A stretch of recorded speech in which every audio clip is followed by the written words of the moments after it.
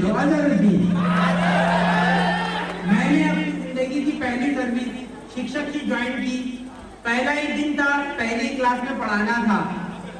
मैं क्लास में पहुंचा, मैंने ब्लैक बोर्ड पे 2 शब्द लिखे, एक लिखा सत्य, दूसरा लिखा ब्रह्म। और मैंने बच्चों से पूछा, बेटे बताओ इन दोनों में अंतर बताओ। ये 90 चैनल देखने वाली पीढ़ी ने मुझे पहले दिन निपटाया। एक बच्चा खड़ा हुआ और बोला, मास्टर जी आप हमें पढ़ा रहे हैं ये बिल्कुल सत्य है, और हम पढ़ रहे हैं ये आपका ब्रह्म है। मैं सीधा हेड मास्टर के पास पहुंचा। मैं बोला कि बहुत खतरनाक क्लास है। हेड मास्टर जी बोले शाहिद भाई आप दूसरी क्लास में आइए, वहां पर के बच्चे बहुत अच्छे। मैंने कहा आप भी साथ में आइए। हम दोनों साथ में क्लास में गए। जाने के बाद में मैंने एक बच्चे से पूछा 8 और 8 कितने होते हैं? बच्चा बोला 20। हेड मास्टर अपनी कुर्सी से उठे और जाके बच्चे की पीठ थपथपाई और कहा शाबाश तूने हमारे कॉलेज की नाक रख ली। मैंने कहा हेड मास्टर साहब ये क्या, 8 और 8 तो 16 होते हैं, बच्चा 20 कह रहा है फिर भी आप उसे शाबाशी दे रहे हैं। हेड मास्टर बोले शाहिद भाई कल तक तो ये 24 कह रहा था, धीरे धीरे सुधर रहा है, 2-3 दिन में वही आ जाएगा।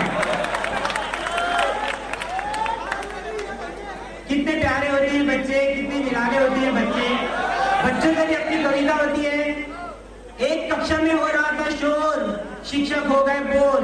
एक कक्षा में हो रहा था शोर, शिक्षक हो गए बोर। मैंने कहा रामू हल्ला मत करो, शांति के साथ बैठ जाओ।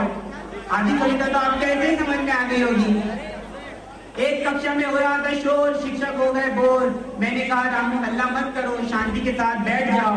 रामू बोला मास्टर जी यही तो समस्या है, मैं आपको कैसे समझाऊं। शांति के साथ तो महेश बैठ गया, मैं सरला के साथ बैठ जाऊं। मैं दूसरी क्लास में गया।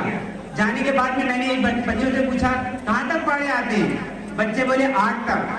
मैंने कहा 8 का पहाड़ा सुनाओ। बच्चा आया और ऐसा शुरू पढ़ गया, 8 का 8 दूनी 16, 8 तिया 24, 8 चौके यही 8 पंजे यही 8 छक्के यही 8 ढाई 80। मैंने कहा चौप, ये कैसा पहाड़ा था? 8 तिया तक तो ठीक आया, ये उसके बाद में यही ये क्या था? बोला मास्टर जी मुझे बोल नहीं याद है पर धुन तो याद है।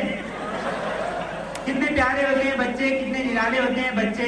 बच्चों से भी अपनी असुविधा होती है, बच्चों से भी अपनी कविता होती है। राजू की मम्मी ने भूगोल की पुस्तक खोली और धीरे से बोली। राजू की मम्मी ने भूगोल की पुस्तक खोली और धीरे से बोली, बेटे बताओ गंगा कहाँ से निकलती है कहाँ जाती है? बेटे बताओ गंगा कहाँ से निकलती है कहाँ जाती है?